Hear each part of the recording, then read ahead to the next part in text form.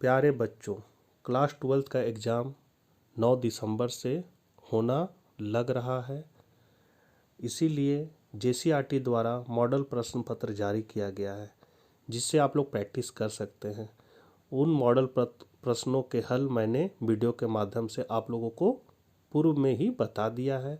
यदि जो बच्चे अपने चैनल इकोनॉमिक्स प्लस पर नए हैं, वो चैनल को सब्सक्राइब कर ले, घंटी का आइकन को दबा ले और उस वीडियो का लिंक इस वीडियो के डिस्क्रिप्शन में डाला हुआ है, वहाँ से जाके भी आप लोग उसको देख सकते हैं। इसके बावजूद भी हम चैप्टर बाय चैप्टर जितना भी ऑब्जेक्टिव क्वेश्चन बन पा रहा है उसको मैंने बताने का प्रयास किया है, ताकि बच्चों को ज़्यादा से ज़्यादा लाभ मिल सके। पहला चैप्टर, दूसरा चैप्टर और तीसरा चैप्टर का भी वीडियो मैंने बना के डाल दिया है, उसको भी आप लोग डिस्क्रिप्शन में दिए हुए लिंक से देख सकते हैं। आज हम लोग चौथा चैप्टर को देखेंगे, जो है मार्केट। तो चैप्टर बहुत लंबा है, इसमें बहुत सारे ऑब्जेक्टिव क्वेश्चन बन रहे थे इम्पोर्टेंट, इसीलिए इसको हम लोग 2 पार्ट में देखेंगे। तो आज हम लोग पहला पार्ट शुरू करेंगे। तो चलिए आज हम लोग कुछ नया सीखते हैं। और ज़रूरी बात है कि वीडियो को ज़्यादा से ज़्यादा अपने दोस्तों के बीच शेयर करें, ताकि वो भी इससे लाभान्वित हो सके, क्योंकि आप अगर अच्छे अंक से पास करते हैं तो उसी में मेरी सफलता है।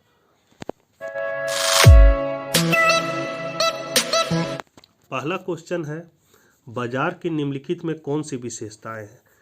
तो एक क्षेत्र, क्रेता और विक्रेताओं की स्थिति, वस्तु का एक मूल्य। तो ये सभी बाजार की विशेषताएं होती है, इसलिए इसका आंसर होगा उपर्युक्त सभी। बाजार वर्गीकरण का निम्नलिखित में कौन सा आधार है? तो वर्गीकरण का पूर्ण प्रतियोगिता बाजार भी होता है, शून्य प्रतियोगिता है, अपूर्ण प्रतियोगिता है, तो उपर्युक्त सभी।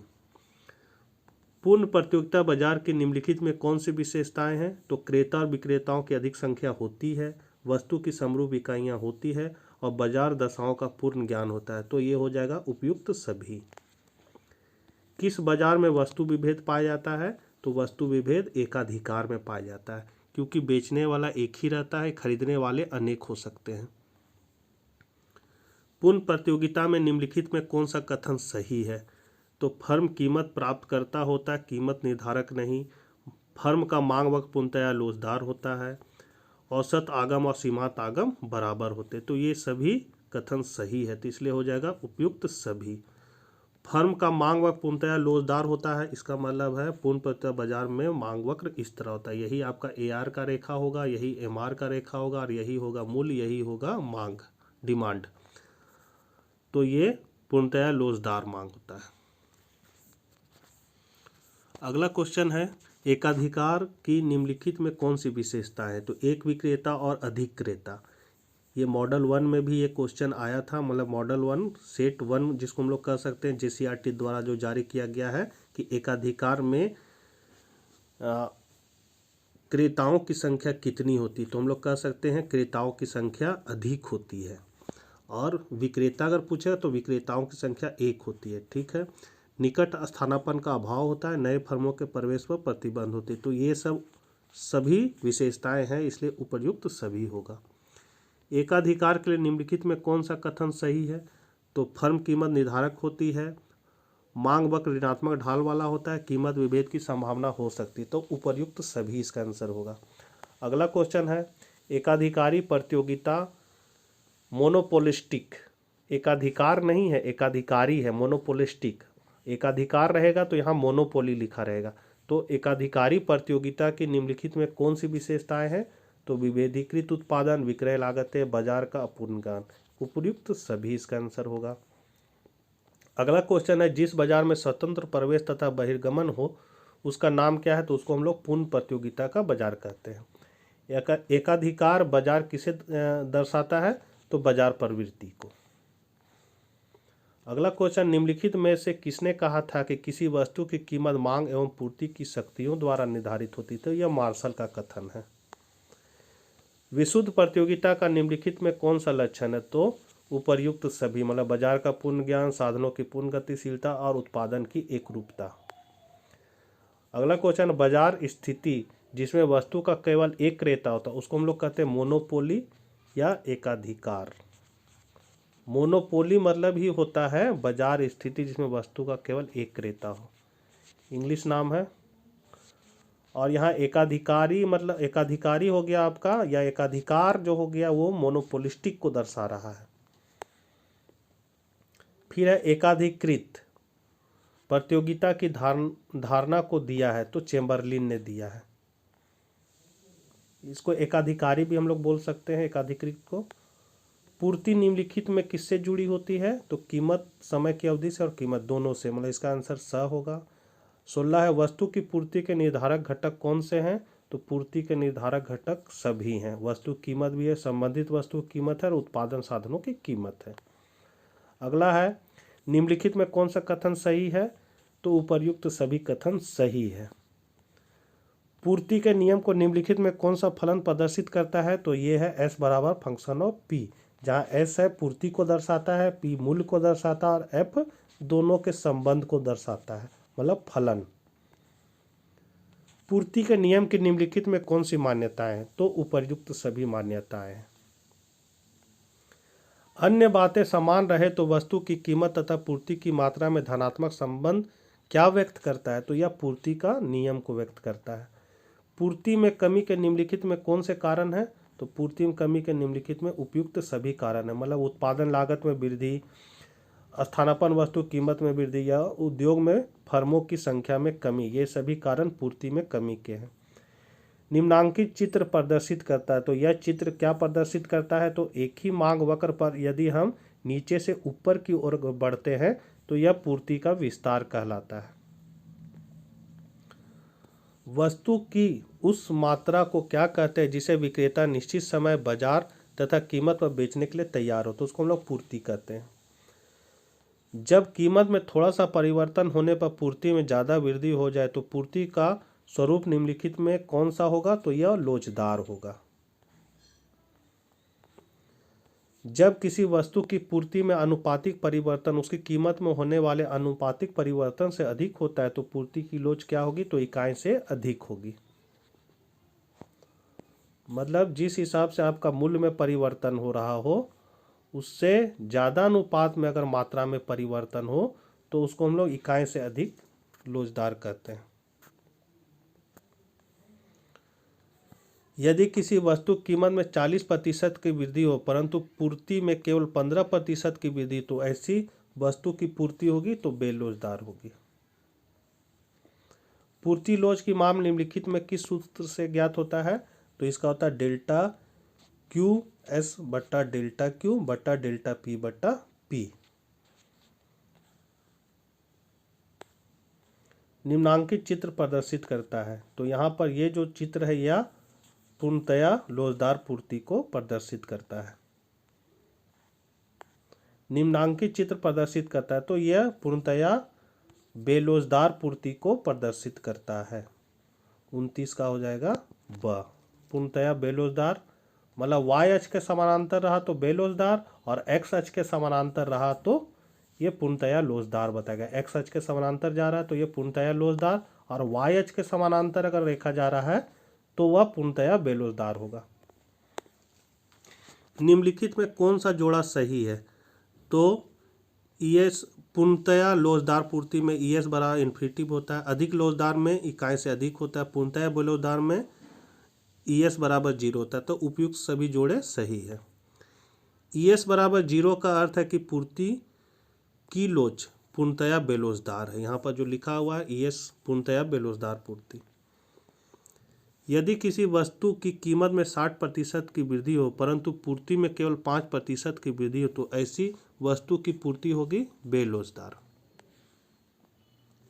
संतुलन कीमत के निर्धारक घटक निम्नलिखित में कौन है, तो वस्तु की मांग और वस्तु की पूर्ति। का है कि किसी भी वस्तु का मूल्य उसकी मांग, ये मांग है और ये पूर्ति है, तो मांग और पूर्ति के सहयोग से होती है, इसलिए इसका घटक मांग और पूर्ति दोनों होगा।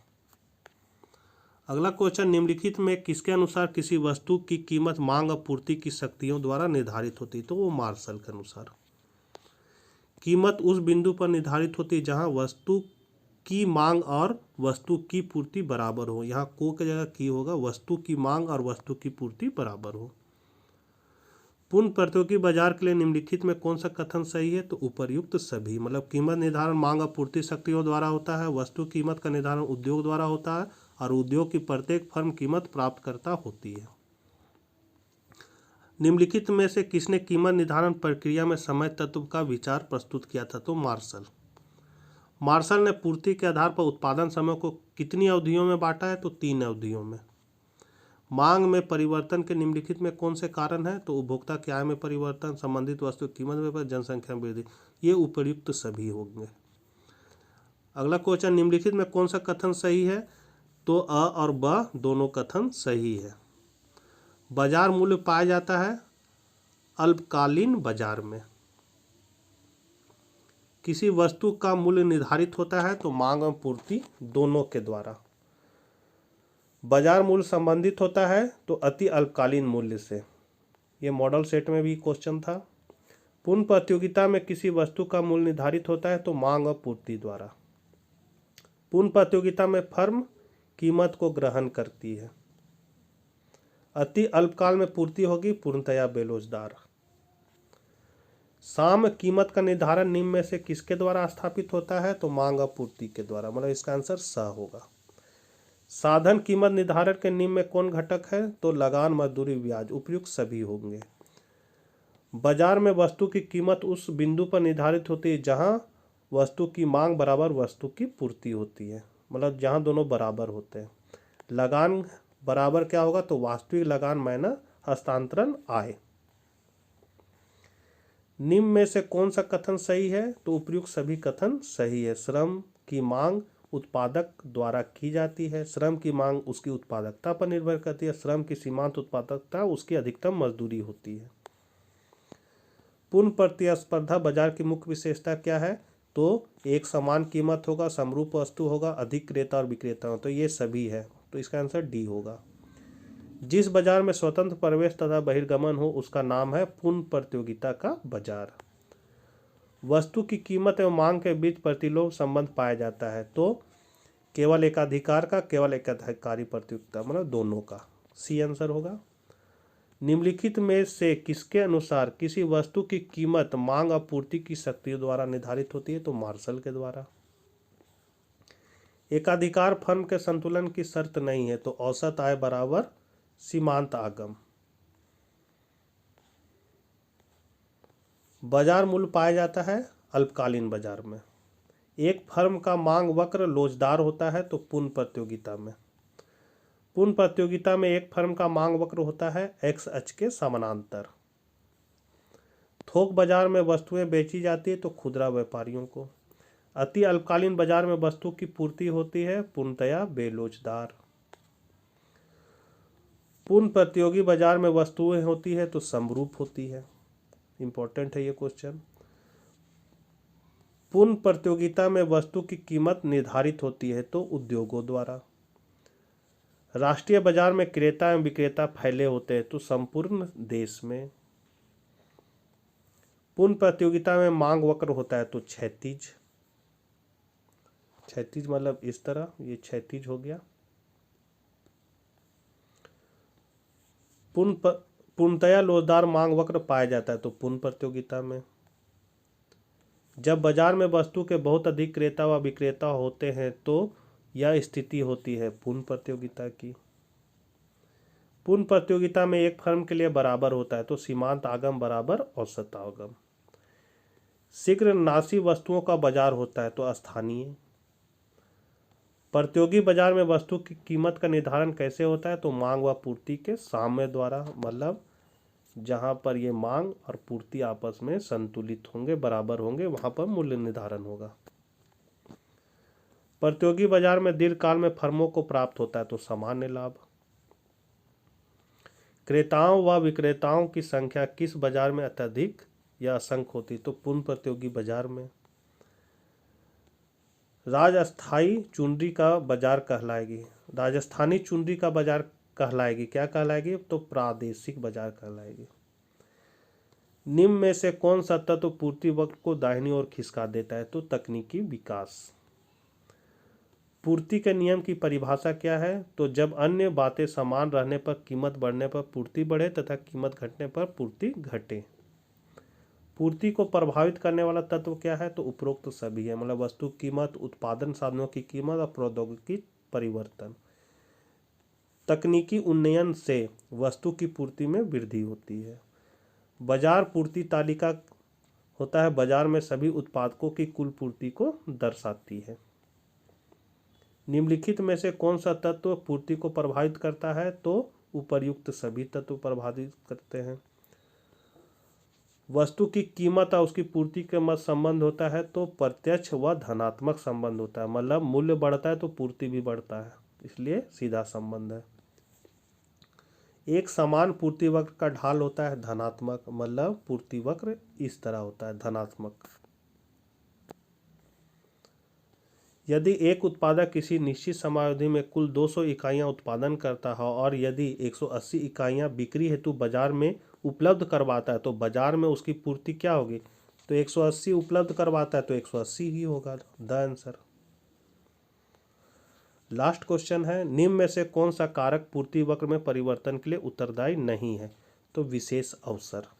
तो बच्चों, आप लोगों को वीडियो कैसा समझ में आया कमेंट बॉक्स में ज़रूर लिखिएगा और अच्छा से तैयारी कीजिए, अच्छे अंकों से पास कीजिए, इसी में मेरी सफलता है। आप लोगों का बहुत बहुत धन्यवाद। जय हिंद।